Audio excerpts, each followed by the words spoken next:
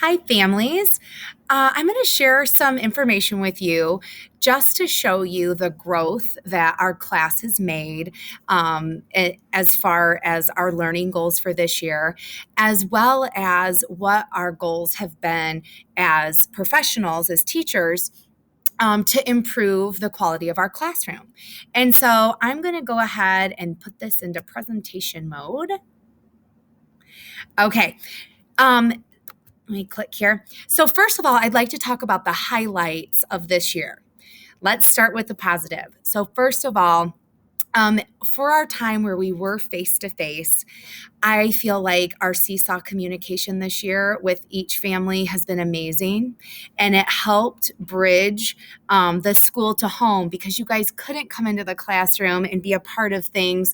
I felt like the Seesaw app was a great tool for me to share videos and pictures and the kids' work. And I hope that you felt involved in your child's education.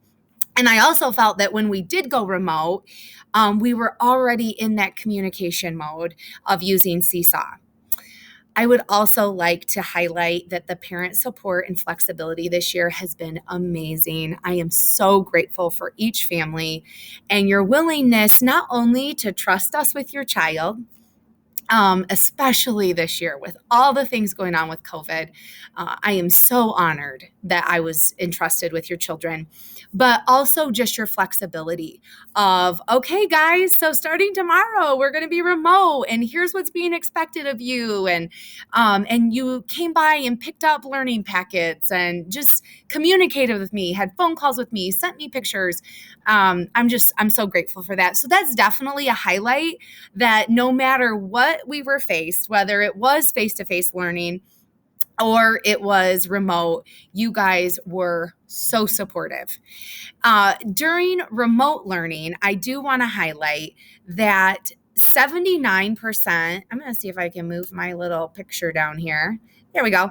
79% of students were actively engaged for remote learning time. That's amazing because I know most of our families were working. This was not like spring when everybody was home. And so you were balancing multiple kids doing remote learning and work and home. And I am so proud of that 79%. And then 100% of our families were actively communicating with me. We had weekly phone calls and Google Meets and texts and Seesaw messages. And again, I'm so grateful. All right, let's move on. Here are some obstacles that we faced this year. So during face-to-face learning, COVID restrictions limited your involvement, but man, we were creative and we got through it. And I do look forward to your feedback on that. Did you feel involved? I feel like we all did the best we could, but if there's something we could have done differently, I definitely want to know that. COVID restrictions also put limitations on materials and student movement throughout work time. We were washing hands a lot of the day, and I can see where it directly affected just their planning and follow through because we did have to stop.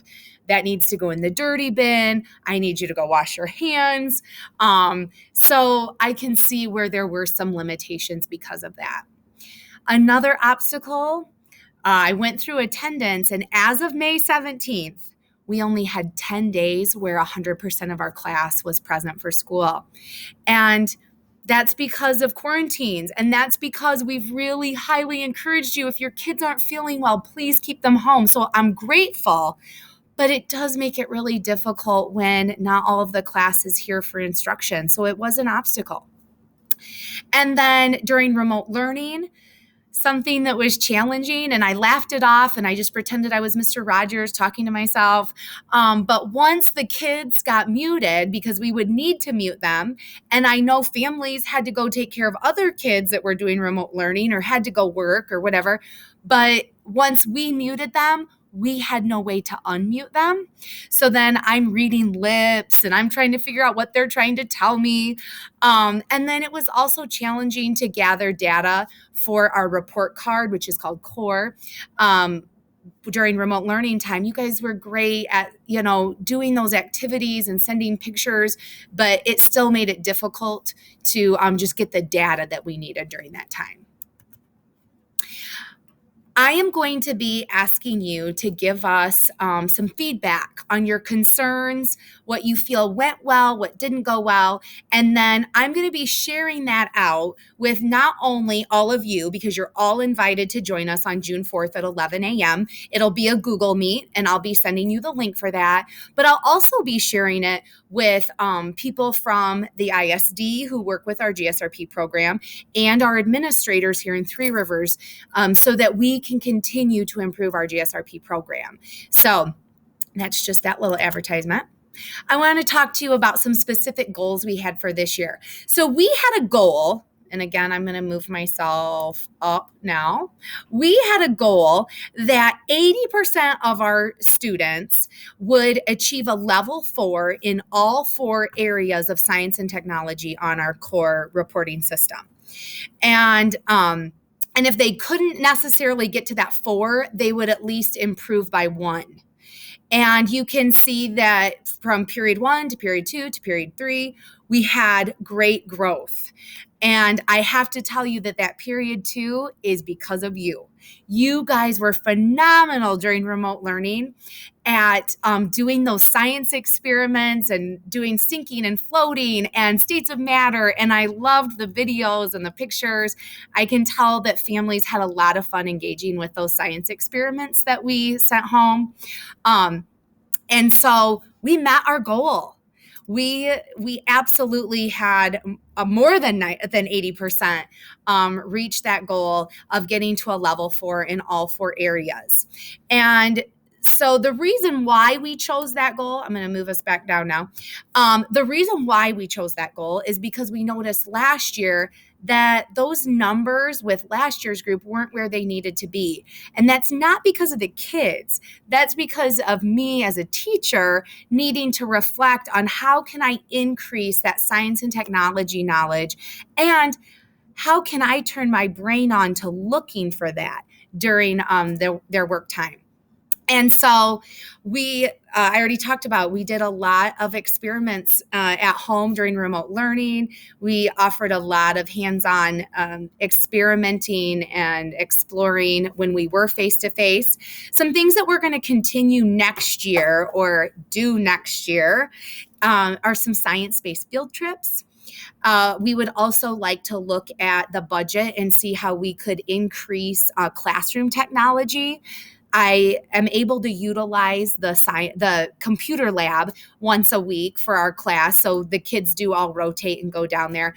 And then each teacher in the classroom has a Chromebook that we're able to use with the kids. But my goal would be to get a few more Chromebooks for student use, or some iPads that we could utilize. And then one thing that we noticed that the kids didn't have as much growth. So even though we met our goal, and that's fabulous, I would love to have seen more growth in sorting and classifying. And so when we really examined our classroom, we thought, we could add some more materials that are sortable so that the kids can explore that independently during work time. All right. And then our other goal is a program quality goal. And let me scooch myself up. So our goal was that adults encourage thoughtful social interactions among all children throughout the day. And if I were going to summarize, what does that mean? It's that kids are interdependent. They're not just dependent on a teacher, and they're not just operating independently, but they're being interdependent on one another, helping one another solve problems and things like that. And the reason why we chose this goal, you can see that last year in the 2 areas of peer interactions and helpful behavior, we scored a level 4 on peer interactions, but in helpful behavior, we scored a 2. And so our goal was to get a 3 or a 4 in both of those areas. Now, we did not have a PQAR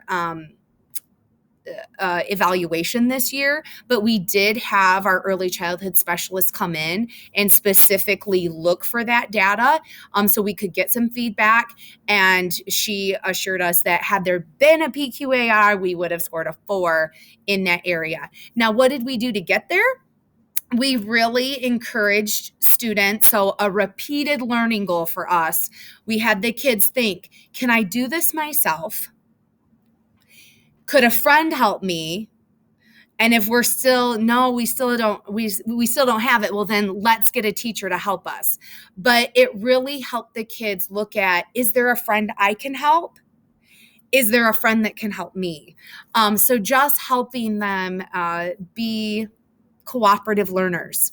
So one thing that we're going to do next year, continue to do, more cooperative learning opportunities. So as we're planning, really being conscious of how can we help them have cooperative learning experiences. And then also some more think, pair, share opportunities.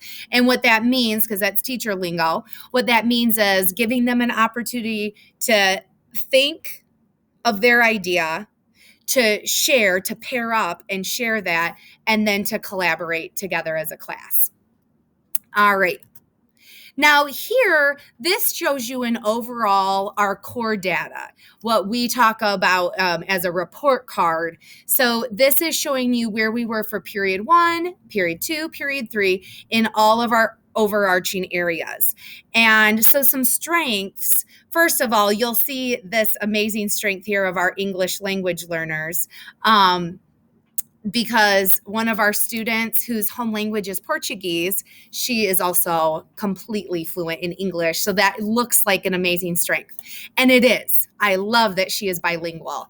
But it was so good for our classroom because we took the opportunity to make sure. So we have one student in our class who speaks Portuguese. We have another student in our class who is learning sign language. And so what a great language opportunity for all of our kids to learn Portuguese and sign language. And so that's what we did. We've counted and different things in Portuguese, and the kids know the days of the week in sign language and are starting to learn the alphabet in sign language and things like that. So I love that we expanded their language this year. Another area you'll see as a strength is our physical development. And that mainly falls into fine motor skills. We have made huge gains this year with our fine motor skills. And I really attribute that to last year, one of our goals was fine motor. And we said that we would continue that this year with fine motor journals, which we did. And they were great. It was a huge success. And I think that really attributes to the really large gains we made in that area. Another thing to highlight for strengths is that we made at least a 1-point average gain in all of our areas from period 1 to period 2, but most of them were a 2-point average gain. And so that's phenomenal. Some areas that we really want to focus on for next year to just check ourselves as teachers is to see how can we improve in teaching patterns, phonemic awareness, and speaking skills. And we specifically took that one. So our goals for next year, I'm going to talk about that child outcome goal first, is we are going to focus on increasing speaking skills, specifically using pronouns correctly or like speaking with correct grammar. And so we're going to do some research over the summer and kind of see like what can we do to help our students. Let me give you an example. So we might hear students say, her took that from me, instead of she took that from me. And so we're going to look at what are some good strategies that we can use in the classroom to help students transition into using proper pronouns. And then backing it up to our program quality goal for next year, that sentence isn't going to mean anything to you, but what it's talking about is helping families and students transition from our GSRP program into our kindergarten or young fives program. And so as a district and specifically as a program here at Hoppin, we're going to address that. How can we make the transition smoother? What can we do to ease the anxiety? Some families have to move schools. Hoppin is not their home school, or just having a different teacher next year. And so I would love your feedback on that as well, of what can we do to help improve that transition to the next school year. So that's all I have to share with you. And so thank you for watching the video. And then if you can answer the few questions after that in the survey and submit that to me, that gives us so much information so that we can continue to be better and better and serve our community more. Thank you.